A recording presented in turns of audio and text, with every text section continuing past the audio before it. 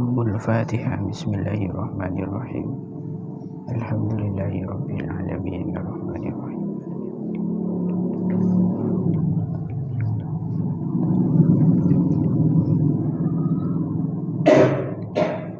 Bismillahirrahmanirrahim. Faqad qala al-muallif rahimahullahu ta'ala wa nafa'ana bihi wa bi ulumihi wa bi asrarihi fid dharain amin Allahumma amin. Bismillahirrahmanirrahim.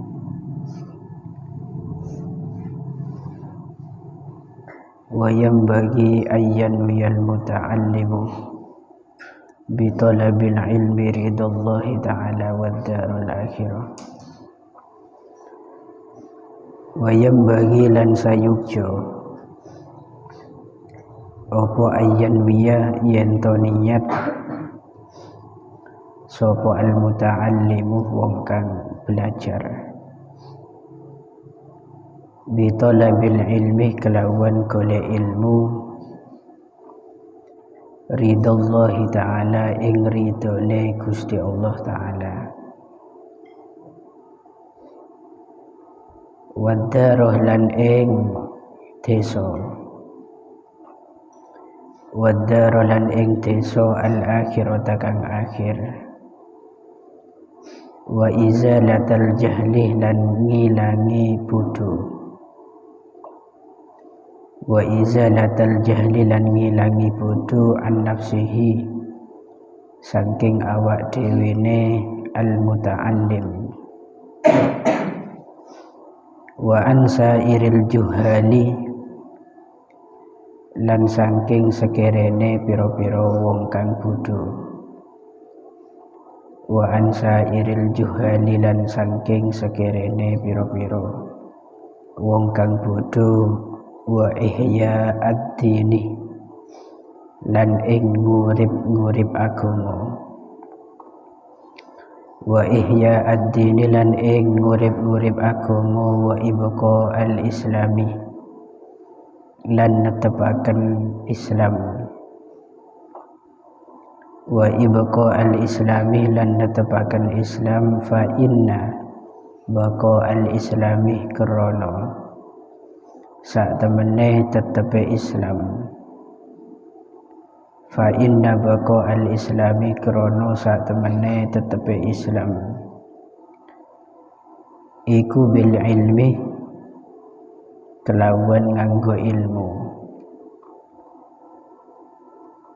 wala yasihu lan ora sah apa az-zuhdu zuhud wa taqwa lan taqwa ma'al jahli ing dalem sertane bodho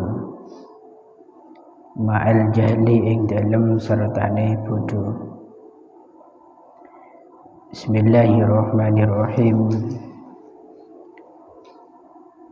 Wa yanbaghi ayyan wiyal muta'allimu bi talabil ilmi ridallahi ta'ala. Ini untuk para santri dalam hal mencari ilmu yang perlu diperhatikan itu yang pertama adalah niat.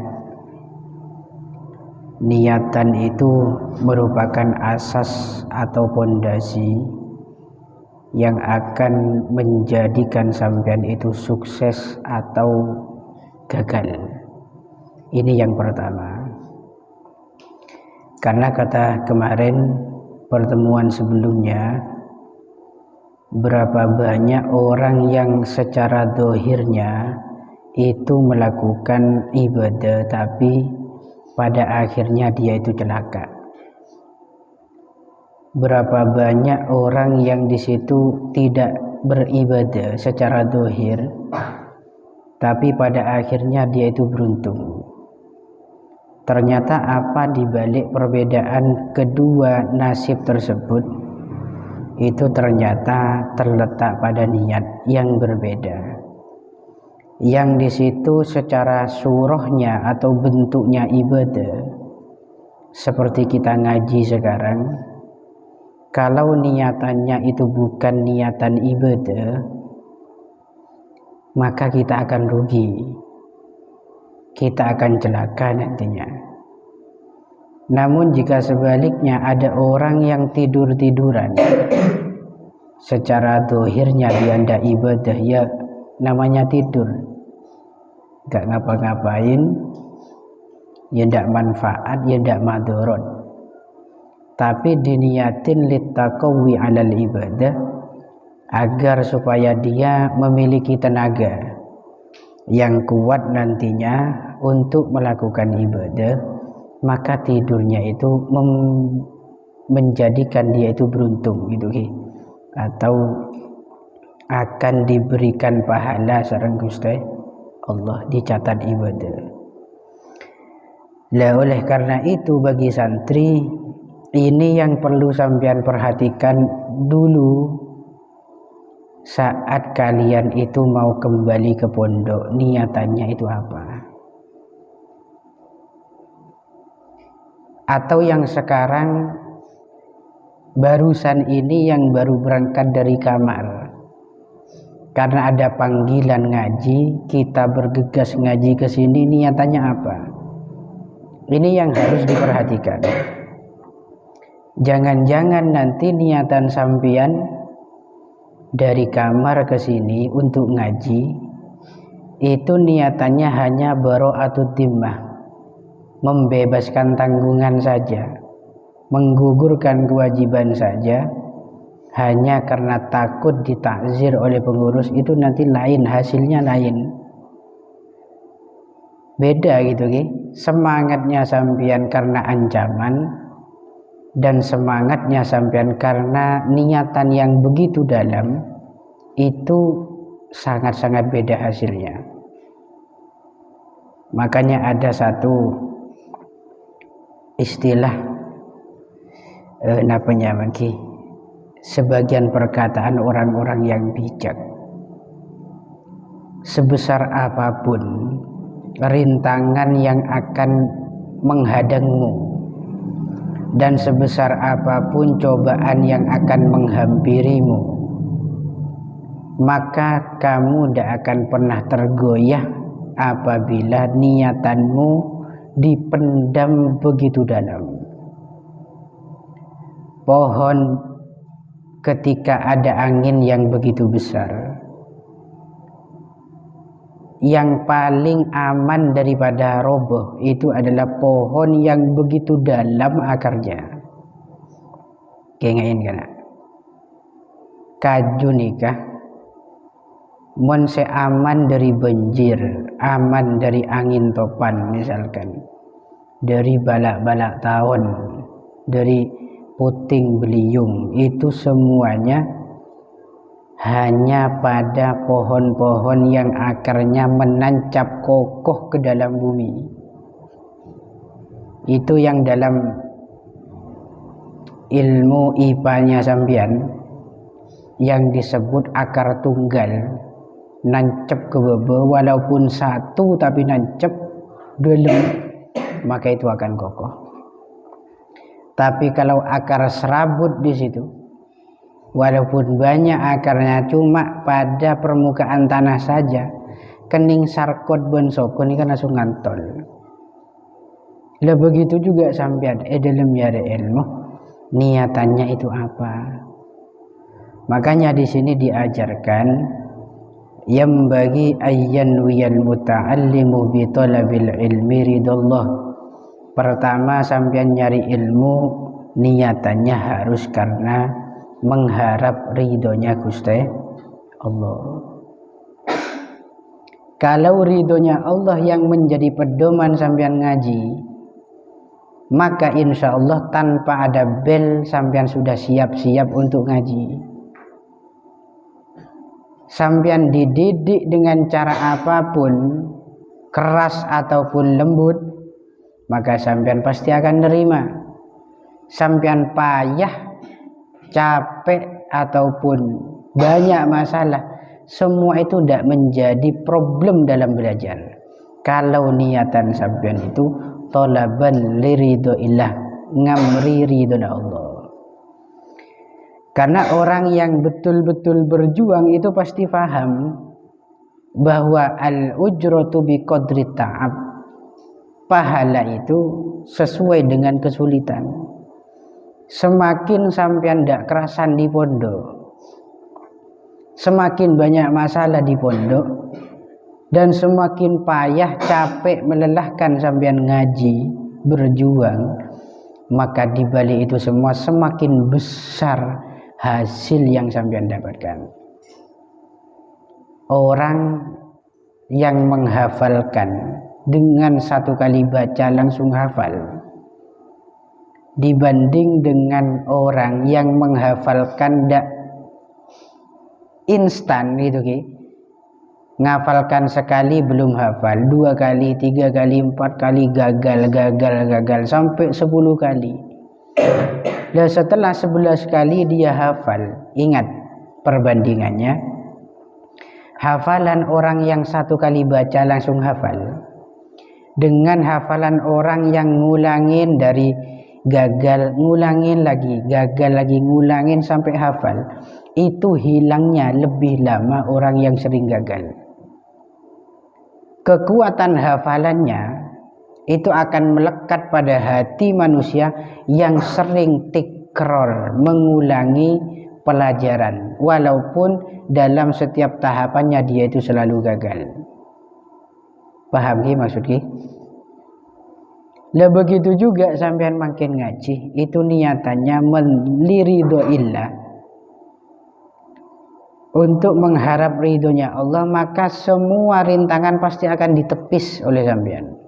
Cemis, tidak dianggap apa-apa. Itu yang pertama. Yang kedua, waddarul akhirah, ini yang paling penting. Sampean ngaji di pondok ataupun mondoknya saja,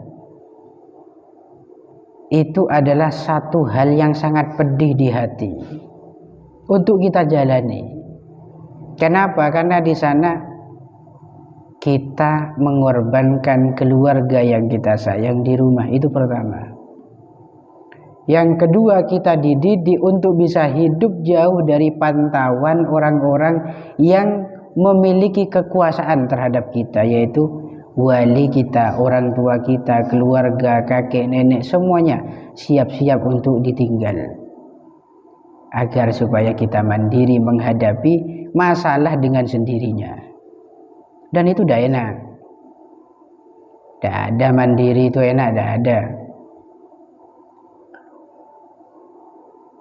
Semua itu nanti akan terbayar ketika sampean itu berada di yaumil kiamah, berada di daril akhirah, yaitu di akhirat. Itu santreh pokok bila tak pernah sompok poduk banyak masalah, berarti inilah perjuangan yang sebenarnya. Makan kula ni kebek ingkar setengah muskil gitu ki. Bek tak pati teremah men bede santreh berangkat ke pondok tujuannya hanya untuk enak-enakan, itu saya tidak ingkar, saya tidak setuju sama sekali. Kenapa? Sangat bertentangan terhadap tujuan daripada berjuang. Dan yang namanya berjuang, apa enaknya berjuang? Tidak ada yang enak. Dan setiap perjuangan itu lazimnya ada pengorbanan. Kemudian izalatal jahli, menghilangkan kebodohan, itu juga jadikan sebagai niat Anda untuk belajar. Dari rumah itu tujuannya ke sini untuk apa? Jelas menghilangkan kebodohan. Dan menghilangkan kebodohan itu adalah ibadah. Karena kebodohan kalau tidak dihilangkan, kita selamanya akan dosa. Sedangkan kita berada di satu kondisi yang tidak udzur untuk menghilangkan itu semua. Kalau dalam kitab itu ada istilahnya jahil, yang makdur, ada yang jahil ghairu makdur. Ada orang bodoh yang diampuni oleh Allah, ada orang bodoh yang tak diampuni oleh Allah. Nah, kita sekarang masuk yang mana? Jahil yang ghairu makdur. Kebodohan kita kalau dibiarkan maka akan berpotensi dapat siksa nanti di yaumil qiyamah. Kenapa? kita hidup dekat dengan kalangan para ulama, informasi keilmuan, apalagi sekarang pada media sosial. Kemudian kita hidup sudah lama menjadi orang Islam, bukan qoribu ahdin bil Islam, bukan orang yang baru masuk Islam, kalau itu dimaafkan. Bukan ba'idan anil ulama, bukan orang yang jauh dari ulama, kita dekat. Bahkan kita di pondok gitu ya, yang setiap harinya kesibukannya masalah kajian ilmiah. Dan ini harus sampean tanamkan. Artinya saya berangkat dari rumah tujuannya menghilangkan kebodohan, terus apa bukti dari niat itu? Apakah betul nyampe di pondok sampean betul-betul usaha? Atau hanya ingin mengedepankan gaya saja, atau gaul saja biar terlihat sebagai santri? Saya coba nanya kena-kena, ini serius ini. Apakah sampean mondok hanya ingin mendapat status santri, atau hanya ingin diakui sebagai warga Nahdlatul Ulama, atau karena merasa tidak enak karena punya tetangga atau hidup di kalangan para orang-orang yang mondok? Jika itu tujuan sampean, maka sampean akan rugi. Pasti di situ akan rugi. Lah ini yang banyak dilupakan oleh para santri. Yang kadang-kadang awal daripada mondok dia itu mempeng lurus pada tujuan, tapi di pertengahan dia itu gagal alias belok gara-gara tak kuat menghadapi rintangan, khususon masalah musyarakah, pertemanan, perserikatan. Afatut takjir atau afatul jar itu sangat-sangat rawan dalam thalabul ilmi kan. Kengen kedi ngaki guna kana santri kula mesen ambian mangken payah ngaji kitab ni kepayah, ambian nyari ilmu benar ngedi ngaki ngaji benar, itu jek sampai semua kecapean sampian hanya gara-gara mengedepankan gengsi dengan teman, gara-gara mengedepankan gaya dengan teman-teman. Semua itu sampean hancurkan dalam waktu sekejap.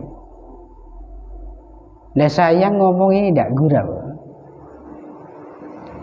Ketika kita melirik pada generasi-generasi sebelum kita yang gagal, coba kita tanyakan dan kita telaah, kita teliti apa faktor dibalik kegagalan mereka. Mereka semua gagal gara-gara adamul mubahi bihada, tidak memperdulikan masalah penting semacam ini, yaitu tujuan yang hilang di tengah perjuangan. Banyak anak-anak santri selopah bahwa engkau beri pondok apa tujuannya, yaitu menghilangkan bodoh, mengharap ridho Allah. Itu banyak yang lalai, dan semua itu nanti berubah dari niatan yang baik, gagal di tengah perjuangan, kemudian di akhir perjuangan akan berubah menjadi sebuah penyesalan. Hanya tangisan nanti yang akan sampai dapat. Menghilangkan bodoh dari diri sendiri, kemudian menghilangkan bodoh dari orang lain. Jadi benih. Kakek, ini nak.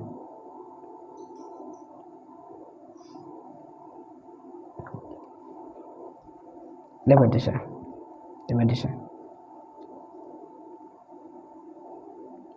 Kemudian menghilangkan kebodohan dari orang lain itu juga harus menjadi tujuan para santri. Kalaban bit ta'lim bin nasri lil ilm, mengajarkan ilmu kepada orang lain. Artinya begini kan. sampean pondok itu tujuan pertama mailang bodohnya sampean agar hilang. Kemudian perjuangan itu tidak sampai di sana saja, karena sampean dituntut oleh syariat untuk tidak kitmanul ilm, menyimpan, merahasiakan ilmu sampean.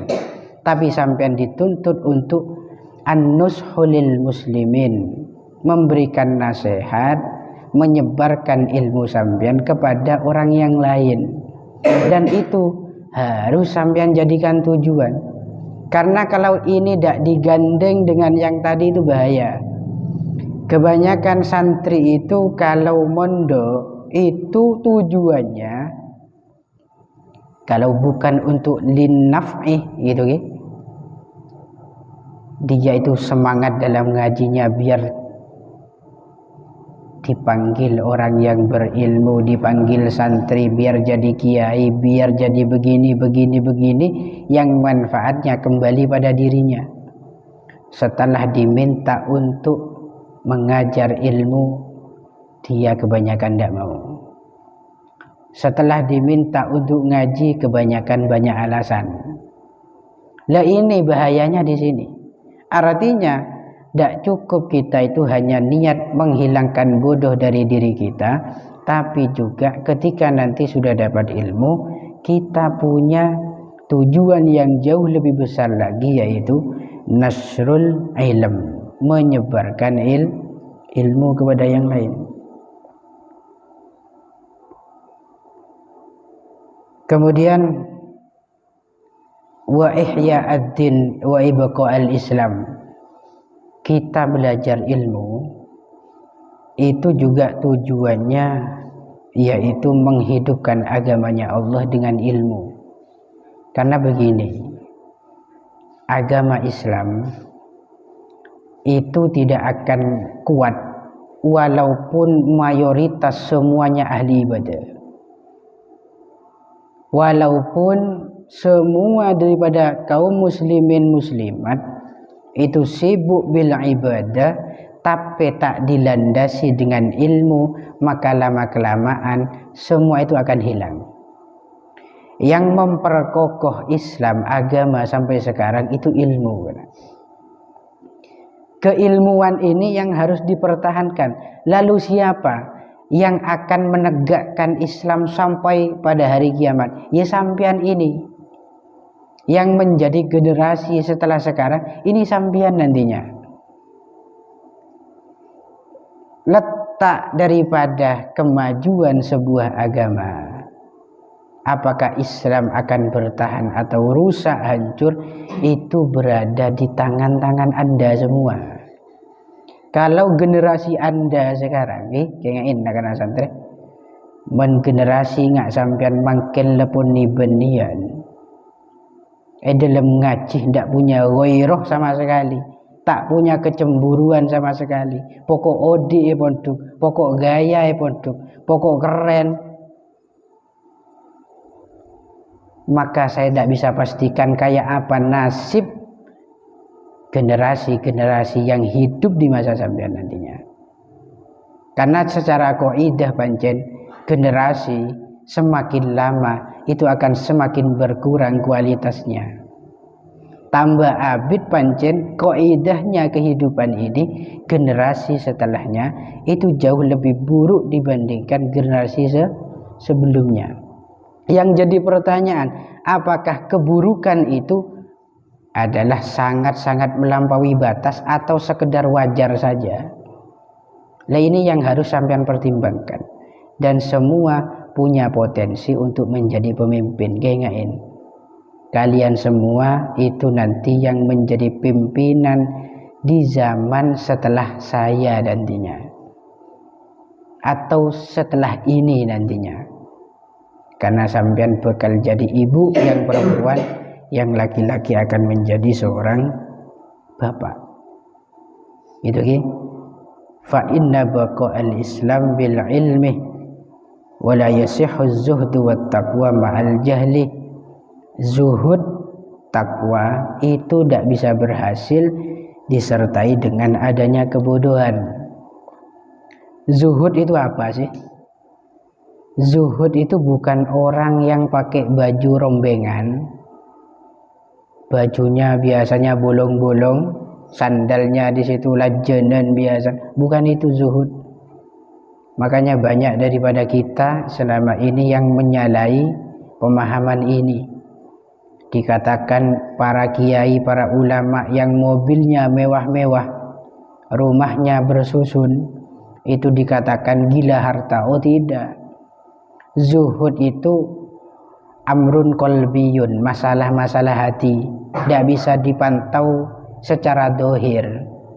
Artinya begini, kalau ada kiai kaya, kiai banyak mobilnya, rumahnya mewah, jangan-jangan itu dunia saja yang mengejar kiai, sementara hatinya sama sekali tak tersentuh oleh semuanya. Bahkan di situ ada orang miskin melarat dan di situ tidak zuhud orangnya. Melarat tandi dunia tak abereng bentunya, tapi hatinya di situ sangat cinta akan dunia. Dan ternyata semua itu bisa dibedakan dengan ilmu kan. Karena jangan gelap. Men orang nikah mandang sesuatu tanpa dasar ilmu, maka akan salah alamat nantinya dan pasti akan tersesat. Ini bahayanya. Pun kesimpulan akhirnya nak kena santri pokok mulai bangkit tata ungku niatan itu pemapan, jangan sampai melenceng daripada apa yang diharapkan oleh ulama-ulama salaf kita, agar perjuangan kita ini membuahkan hasil yang menguntungkan terhadap kita semua. Wallahu a'lam bishawab. Al-Fatihah. Bismillahirrahmanirrahim.